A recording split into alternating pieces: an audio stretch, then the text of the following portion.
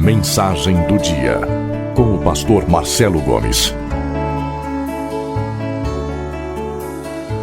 Queria convidar você a acompanhar comigo no dia de hoje a leitura que nós vamos fazer em Gênesis 41. Nós vamos ler então Gênesis capítulo 41, do verso 25 até o verso de número 36. Então lhe respondeu José: o sonho do faraó é apenas um. Deus manifestou a Faraó o que há de fazer. As 7 vacas boas serão 7 anos. As 7 espigas boas também 7 anos. O sonho é um só. As 7 vacas magras e feias que subiam após as primeiras serão 7 anos, bem como as 7 espigas mirradas e crestadas do vento oriental serão 7 anos de fome. Esta é a palavra como acabo de dizer a Faraó, que Deus manifestou a Faraó que ele há de fazer. Eis aí vem 7 anos de grande abundância por toda a terra do Egito. Seguir-se-ão 7 anos de fome, e toda aquela abundância será esquecida na terra do Egito, e a fome consumirá a terra. E não será lembrada a abundância na terra em vista da fome que seguirá, porque será gravíssima.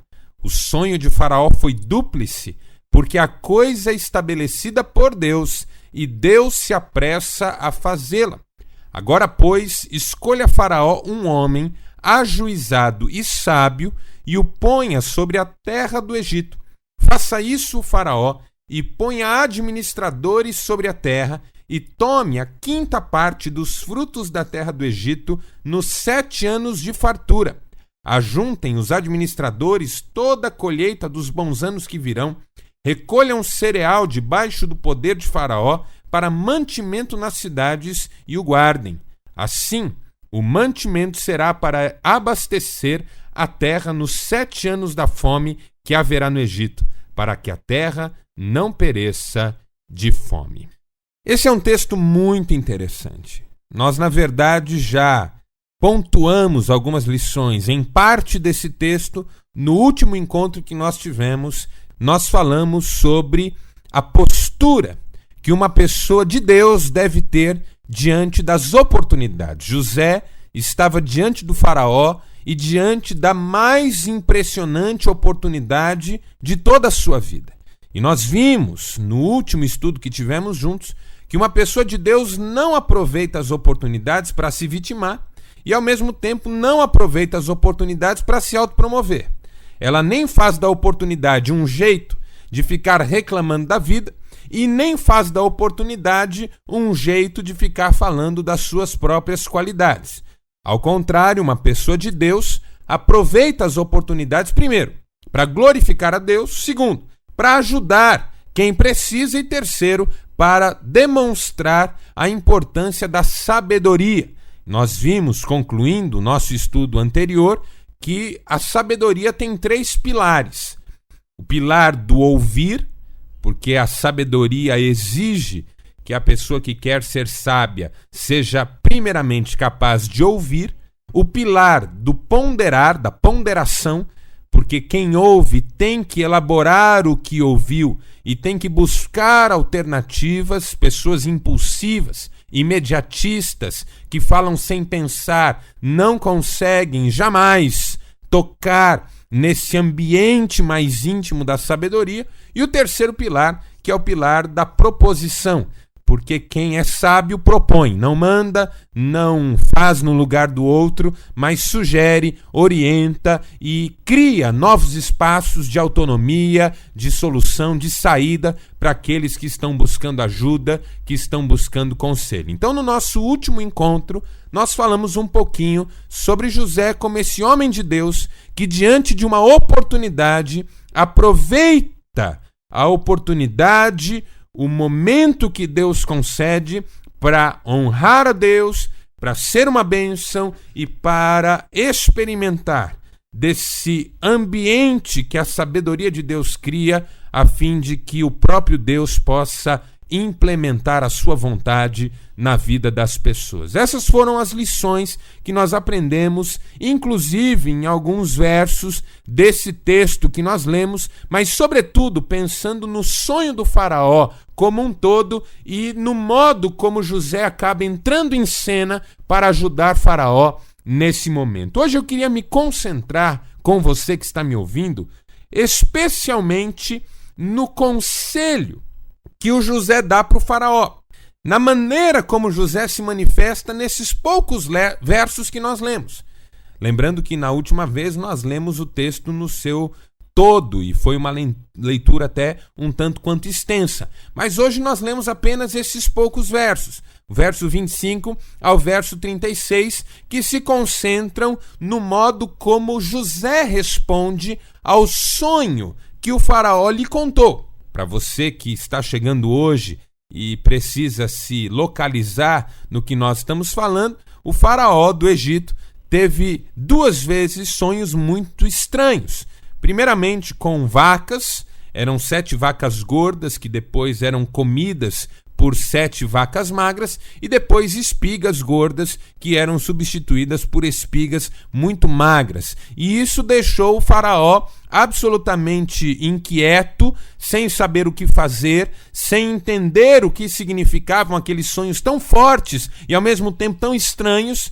E é exatamente aí que José entra em cena, porque o copeiro que estava trabalhando com o faraó e que havia conhecido José na cadeia, disse para o faraó que havia na cadeia esse rapaz, um descendente de hebreus, que sabia interpretar sonhos. E aí José então está diante do faraó e o faraó lhe conta o sonho, e agora chegou a hora de José se manifestar em relação ao sonho, e José então dá a interpretação. As 7 vacas gordas são 7 anos de fartura. 7 espigas gordas são 7 anos de fartura. Deus decidiu abençoar o Egito por 7 anos com grande fartura. Só que depois desses 7 anos virão 7 anos de terrível fome. É o que significam as 7 vacas magras e as 7 espigas secas. Na verdade, se por um lado haverá 7 anos de fartura no Egito, por outro haverá na sequência 7 anos de uma terrível fome, e a ideia dessa fome é tão forte que José chega a dizer que os 7 anos de fome farão com que sejam esquecidos os 7 anos de fartura. E isso deixa o faraó, sem dúvida nenhuma, bastante preocupado. O que fazer diante de uma situação como essa? E aí José então sugere ao faraó que o faraó estabeleça uma pessoa de confiança, de equilíbrio, de sabedoria, de bom senso sobre a terra do Egito para guardar comida nos 7 anos de fartura, de forma que quando os 7 anos de fome chegarem, haja mantimento na terra do Egito. E a gente sabe, pela sequência da história, no próximo encontro nosso, nós vamos falar sobre isso, que essa pessoa acaba sendo o próprio José. Embora ele não tenha se oferecido,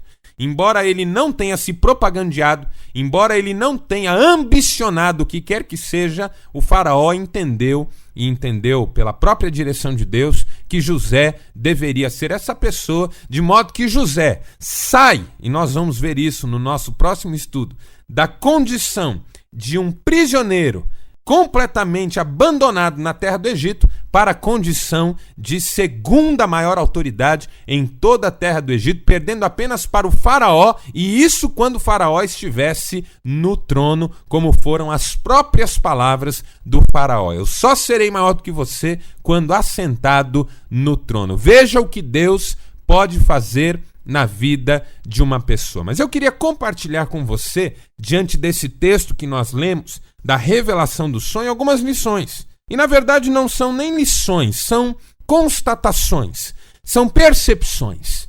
O que eu quero compartilhar com você hoje são algumas percepções que esse texto nos sugere, que esse texto lança diante dos nossos olhos e que nós devemos reconhecer como verdades de Deus para a nossa vida. E a primeira percepção, a primeira constatação que eu quero compartilhar com você é a seguinte: que bom quando na vida da gente não falta revelação.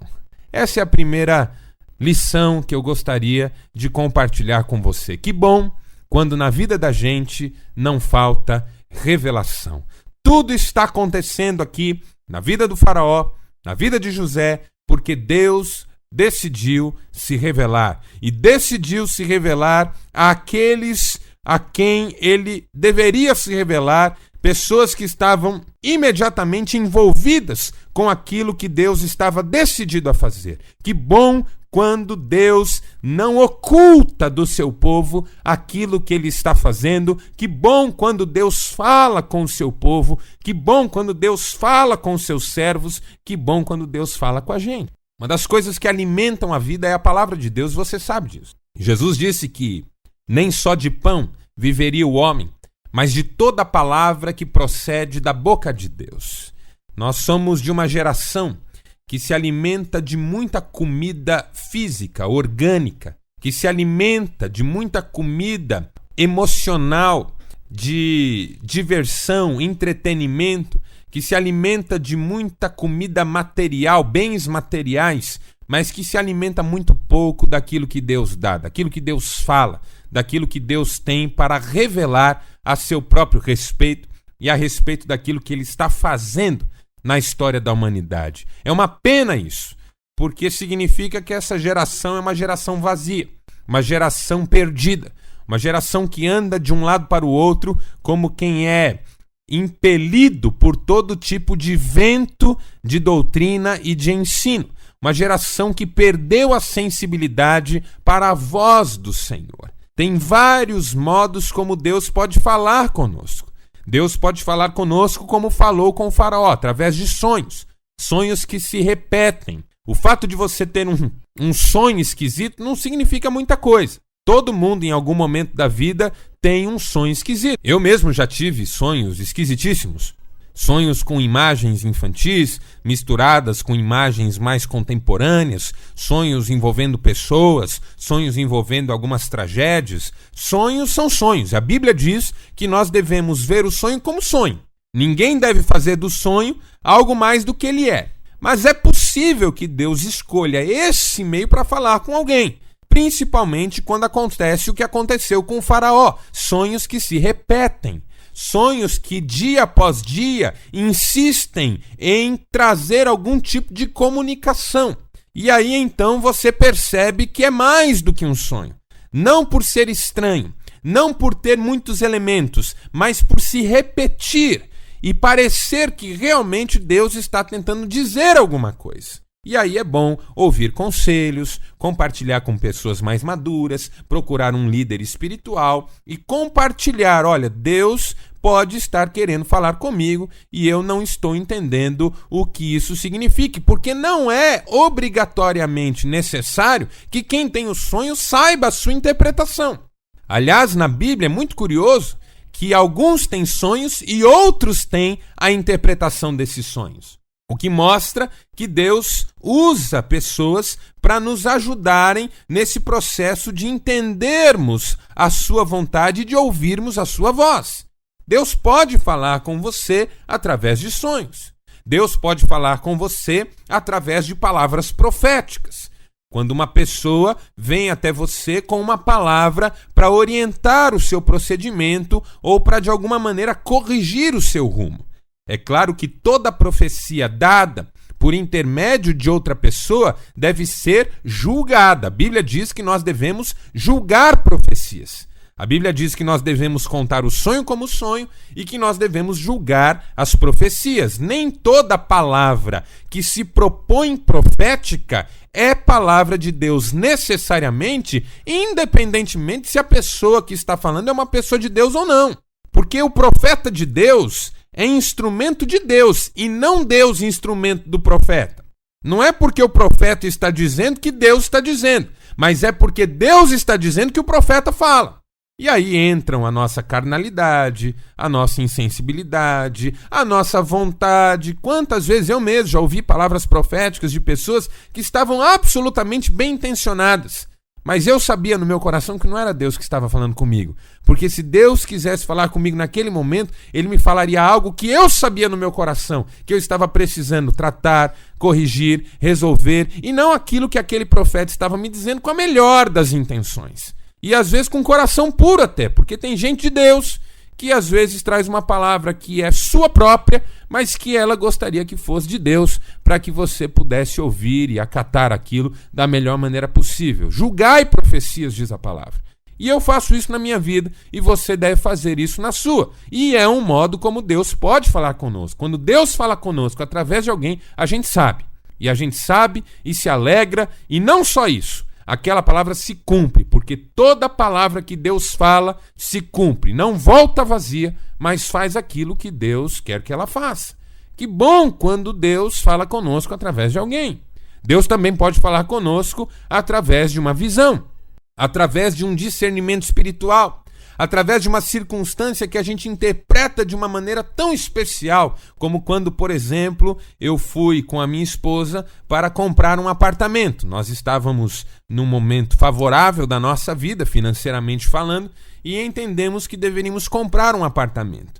E aí nós fomos a uma imobiliária, conversamos com o vendedor, pegamos todas as informações, tudo parecia dentro das nossas possibilidades.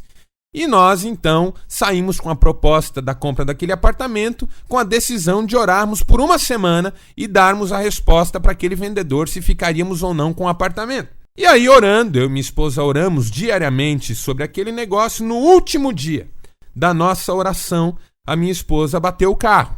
E quando ela bateu o carro, nós rapidamente percebemos que Deus estava nos falando ao coração.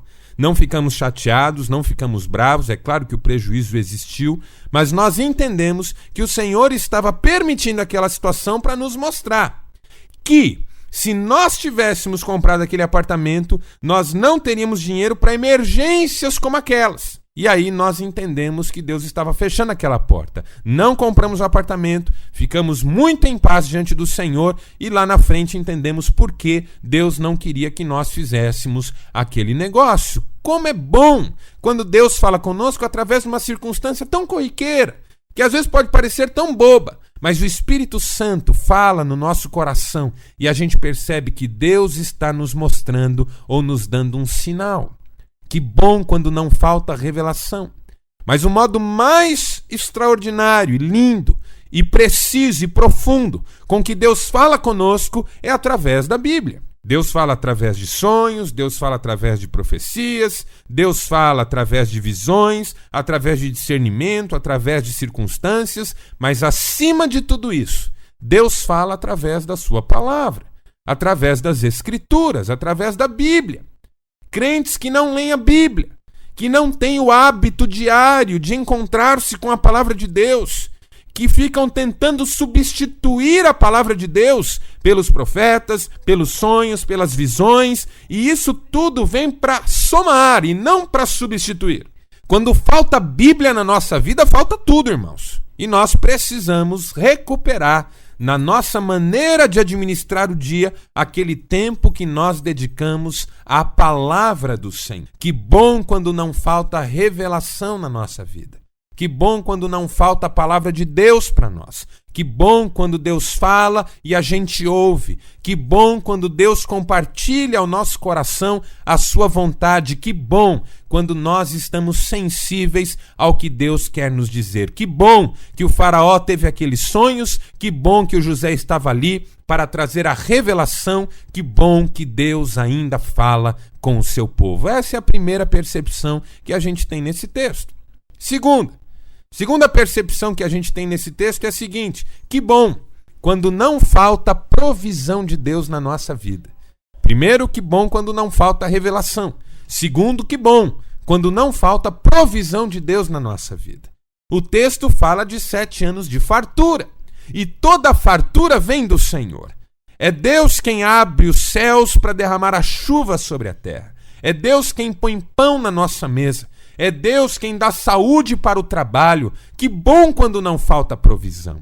Essa é uma das lições que a nossa geração também precisa recuperar. Que o provedor da nossa vida é Deus.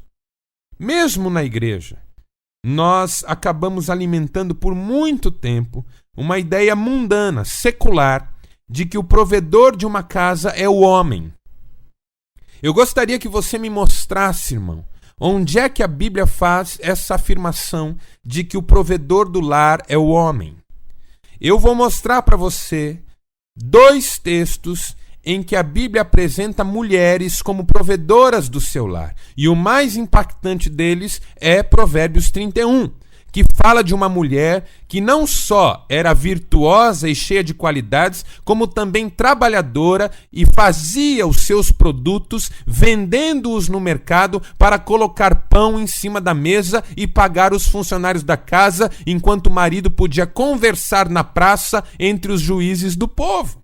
Em outras palavras, essa mulher de Provérbios 31 sustenta a casa para que o marido seja um ministro de Deus numa sociedade que precisava de gente com sabedoria. Eu não estou querendo aqui, em hipótese alguma, propor que em vez do homem a mulher é a provedora do lar. Pelo contrário, o que eu estou tentando dizer aqui hoje é: o provedor do lar é Deus. E o texto fundamental que diz isso é o seguinte: se o Senhor não edificar a casa, em vão trabalham os que edificam. Se o Senhor não guardar a cidade, em vão vigia a sentinela. Inútil será levantar cedo, comer o pão de dores, se o Senhor dá aos seus amados enquanto dormem. Como é bom saber que a responsabilidade de prover na minha casa não é minha. Isso não muda o fato de que eu sou o cabeça do meu lar, isso não muda o fato de que eu respondo espiritualmente pela minha casa e pela minha família, mas significa que o peso da providência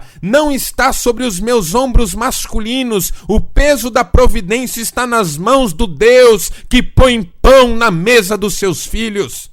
Eu fui novo, hoje sou velho, e nunca vi o justo mendigar o pão, diz a palavra, porque Deus lhe concede. Que bom quando não falta provisão na nossa vida. E a provisão vem de Deus. Você, homem que está desempregado, sofrendo, não só pelo desemprego, mas pela sensação de que você é um inútil, de que você não serve nem para pôr pão na sua mesa, eu quero desafiar você a agradecer todos os dias pelo pão que Deus está pondo na sua mesa, apesar de você estar desempregado. E viva esse momento de desemprego com fé, na certeza de que Deus é bom. Se a sua esposa tem ganho um dinheirinho, agradeça por esse dinheiro. E esposa, você não se imponha sobre o seu marido só pelo fato de estar ganhando dinheiro, viu? Porque isso é mundano e pecaminoso. Há muitos anos conheci um homem que passou a vida inteira dizendo para o seu filho: você me obedece porque sou eu que ponho comida nessa mesa. O dia que esse homem ficou desempregado por 6 meses, o filho dizia: você é um vagabundo e eu não obedeço você porque você não põe nada nessa casa. É triste, é doloroso, mas a gente colhe o que a gente semeia. Se você semeia na sua casa, meu irmão, que você tem que ser respeitado porque é você que põe comida na mesa, Deus tenha misericórdia do dia que você não puser. E se você, minha irmã, está achando que você é a dona da circunstância e da situação porque você está trabalhando e ganhando o dinheiro da casa ou porque você ganha mais do que o seu esposo, isso não vem de Deus, viu? Porque a questão é, quando a gente é crente, a gente sabe que ganhe quem estiver ganhando dinheiro, Deus é quem provê de acordo com as nossas necessidades. Deus pode usar ora uma mulher, pode usar ora um homem, pode usar ora outra pessoa que nem da nossa casa é, para colocar o pão na nossa mesa, mas é Deus quem o faz todos os dias da nossa vida. Por isso, quando eu tenho um emprego, e eu devo ter um emprego, a Bíblia diz que nós devemos trabalhar e digno ao trabalhador do seu salário. Nada contra o trabalho aqui e você, por favor, não deturpe a minha palavra, amém? Mas o fato é, quando você tem um emprego, agradeça a Deus, porque através disso, Deus está pondo comida na sua mesa, mas é Deus a fonte de toda provisão. 7 anos de fartura, porque Deus decidiu abençoar o Egito, porque Deus decidiu abençoar a terra, porque Deus está no controle de todas as coisas. Terceira constatação que eu faço nesse texto. Primeiro, que bom quando não falta revelação. Segundo, que bom quando não falta provisão. Terceiro, que bom quando não falta fé. Porque depois dos 7 anos de fartura virão 7 anos de fome. Mas o José, que está interpretando o sonho, diz para o faraó: Deus decidiu isso. É assim que Deus quer que seja. E quando a gente sabe que as coisas são do jeito que Deus quer, porque Ele é soberano e está no controle de todas as coisas, a gente crê que aquilo é o melhor para nós. Veja que 7 anos de fome não deixam José desesperado. Pelo contrário, 7 anos de fome deixam José com a convicção de que Deus está no controle de tudo. Como é interessante quando a gente consegue olhar para uma circunstância adversa e reconhecer nessa circunstância adversa a soberania de um Deus que não muda e que não falha. Que bom quando não falta fé, irmãos. Que bom quando não falta fé. Que bom quando o nosso coração está aberto para crer no Senhor. Talvez você esteja nesses 7 anos de fome. Talvez você esteja nesse vale. Talvez você esteja nessa circunstância que você não gostaria. Eu falo aqui e a minha mente fica cheia de imagens de pessoas desempregadas, endividadas. Eu vejo na minha mente agora, enquanto falo, tantas pessoas que estão absolutamente perdidas na sua vida financeira, profissional, de trabalho, porque parece que nada dá certo, que nada acontece. Que bom se hoje, apesar de tudo isso, você pudesse olhar a vida pelos olhos da fé. Porque nós não andamos por vista, diz a palavra, nós andamos por fé. O meu justo viverá pela fé. Abacuque, que disse que o justo viveria pela fé, também disse: ainda que a figueira não floresça, ainda que não haja fruto na vide, ainda que o produto da oliveira falhe e não haja gado nos currais, todavia eu me alegrarei no Senhor e exultarei no Deus da minha salvação. Ele faz os meus pés como os da corça e me faz andar altaneiramente. Em nome de Jesus, meu irmão. Em nome de Jesus, minha irmã. Peça para Deus abrir os olhos da fé hoje para você. E que você creia que Deus está no controle de todas as coisas. Que bom quando não falta fé. Não faltou fé para José. Virão 7 anos de fome, Faraó, mas também serão anos em que o Deus do céu continuará no controle de todas as coisas. Quarto, que bom quando não falta planejamento. Se primeiro, é bom quando não falta revelação. Segundo, bom quando não falta provisão. Terceiro, bom quando não falta fé. Em quarto lugar, como é bom quando não falta planejamento. O fato de Deus estar no controle da nossa vida não nos isenta de planejarmos a vida, de fazermos planos e de administrarmos com sabedoria aquilo que Deus nos dá. Você tem recebido muitas coisas de Deus. E se nós formos ser sinceros, nós vamos sempre reconhecer isso, que Deus é bom. E que Deus nos dá muito mais do que nós merecemos, muito mais do que nós pedimos, muito mais do que nós precisamos. É que às vezes a gente não sabe usar o que Deus dá. Sabe aquela época que você ganhava R$1.000 e gastava 1.100? Isso não vai mudar quando você estiver ganhando R$10.000 e gastar 11. Sabe quando você ganhava 200 e gastava 150? Isso também vai acontecer quando você ganhar 5.000 e gastar 2.500.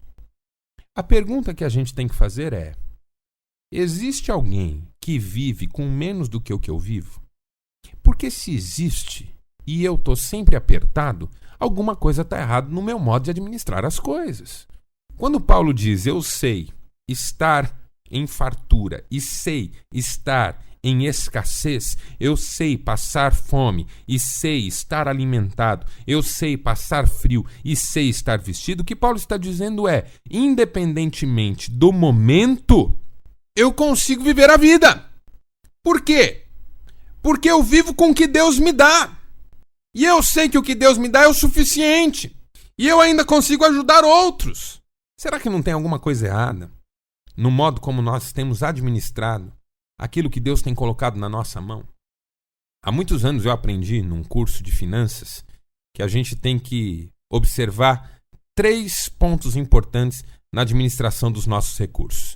Primeiro, o dar. Você ganhou um recurso, primeira coisa que você tem que fazer é dar. Dar o dízimo, dar a oferta, dar aquilo que Deus quer que você dê para as pessoas. Segundo, o poupar.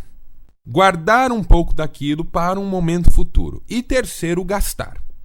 Então, olha só, princípios de administração que eu estou dando para você aqui hoje.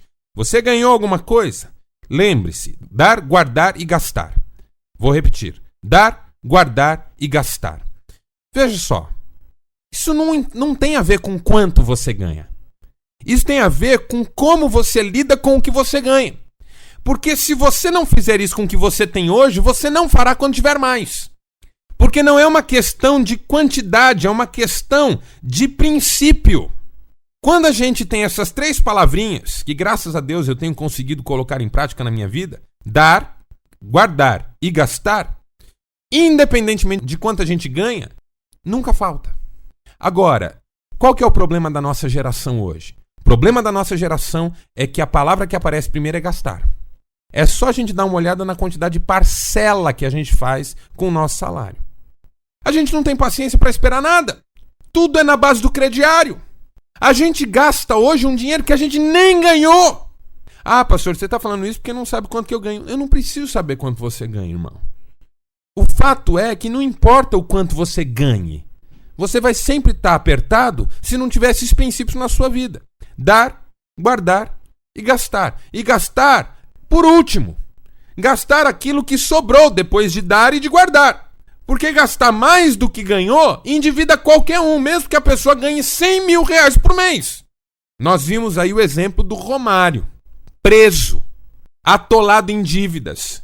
Um homem que ganhou fortunas com o futebol. Nós todos acompanhamos pela televisão esse caso. Faltou planejamento, faltou sentar. Se você tem preguiça, meu irmão, de fazer planejamento, orçamento familiar, peça ajuda da sua esposa. Se vocês dois são muito limitados nessa área, peçam ajuda de um filho. A Bíblia diz que nós temos dons espirituais diferentes e um dos dons que a Bíblia mostra é o de administrar. Alguém na sua casa certamente será abençoado por Deus para administrar esses recursos. Mas não gaste conforme o que dá na cabeça e não viva despreocupadamente como se as bênçãos de Deus fossem obrigatórias. Que bom quando não falta planejamento. Se José não fosse um homem sábio, ele diria, olha, 7 anos de fartura, comam, bebam, façam o que quiserem e nos 7 anos de fome peçam misericórdia para Deus encurtar esse tempo. Não! Quer saber? O tempo bom está aí e o tempo ruim é uma possibilidade no futuro. Então vamos guardar alguma coisa para no futuro nos alegrarmos com a sabedoria que Deus deu e não nos entristecermos por termos sido negligentes com aquilo que Deus colocou na nossa mão. E por último, eu vou terminar com uma última constatação.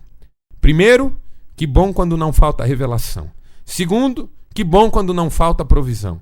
Terceiro, que bom quando não falta fé. Quarto, que bom quando não falta planejamento. E quinto, que bom quando não falta gente capacitada para fazer o que tem que ser feito, não é? Que bom quando não falta gente capacitada. José diz, Faraó, escolha alguém. Meu irmão, se você não está dando conta do recado, escolhe alguém. Peça ajuda. Não seja orgulhoso. Não seja egocêntrico. Não seja individualista. Não seja o sabe-tudo. Talvez a sua esposa possa ser uma bênção na sua vida, numa área que você está centralizando desnecessariamente. Talvez um filho, uma família mais participativa. Que bom quando não falta gente capacitada. E a capacitação vem de Deus.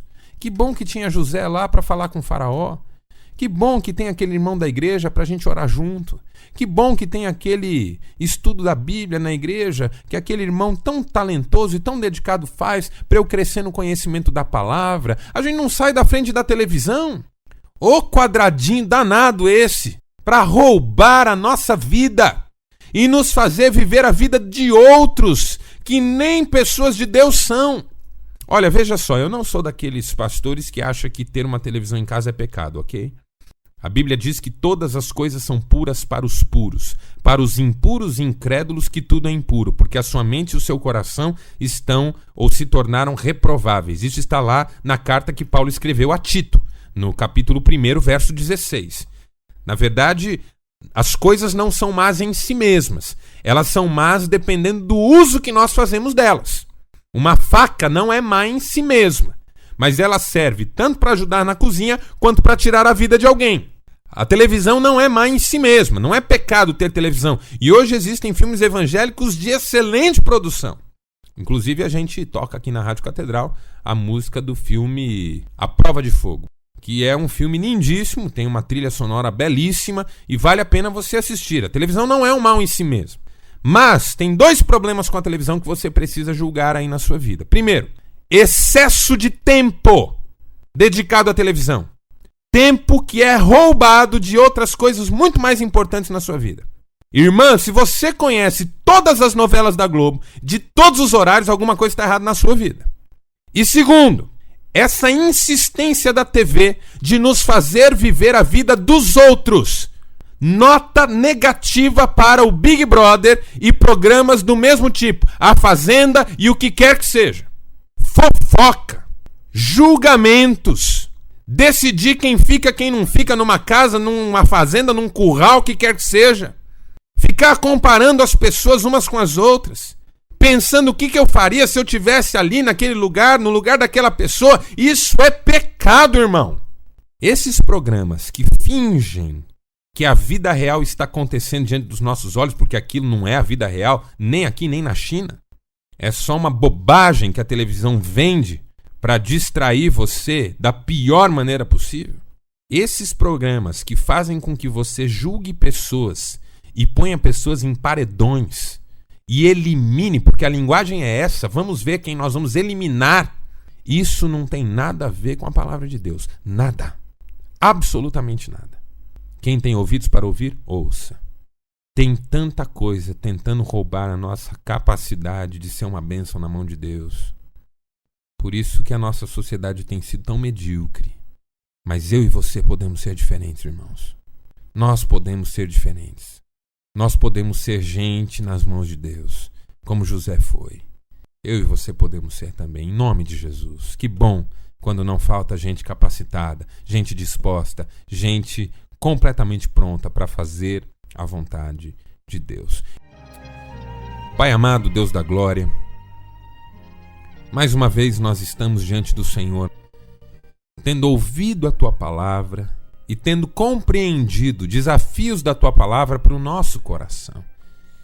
E é por causa disso que nós nos prostramos diante do Teu altar, clamando, Senhor, que nos visites com poder, graça, virtude, sabedoria, de modo que sejamos capazes de colocar a Tua palavra em prática e, acima de tudo, reconhecer o Teu cuidado na nossa vida. Abençoa, Senhor, aqueles que estão perdidos, precisando de uma palavra, precisando de um ajuste, precisando corrigir o rumo. Eu não sei, Pai. Coloca a Tua mão sobre aqueles que estão desesperados agora. Coloca a Tua mão sobre aqueles que estão num momento bom, positivo, mas que precisam aprender a gerir melhor os recursos que o Senhor tem dado. Dá fé àqueles que estão precisando de fé. Levanta pessoas para serem instrumento de bênção, ó Deus. Toma as nossas vidas nas mãos. Eu quero orar por essas pessoas que vieram à minha mente enquanto eu pregava. Pessoas desempregadas. Pessoas que estão vivendo um tempo de muita escassez. Meu Deus, em primeiro lugar, fortalece essas vidas. Em segundo lugar, abre portas, Pai. Eu quero orar para que portas sejam abertas na vida desses irmãos e irmãs que ouviram a palavra hoje com seus corações muito apertados. O Senhor é Deus que abre portas que ninguém fecha, que fecha portas que ninguém abre. E eu creio, meu Deus, que o Senhor tem a porta certa na vida desses irmãos e irmãs. Faz isso, meu Pai. Faz esse milagre, Senhor. Nós cremos no Teu poder. Oramos em nome de Jesus Cristo. Amém.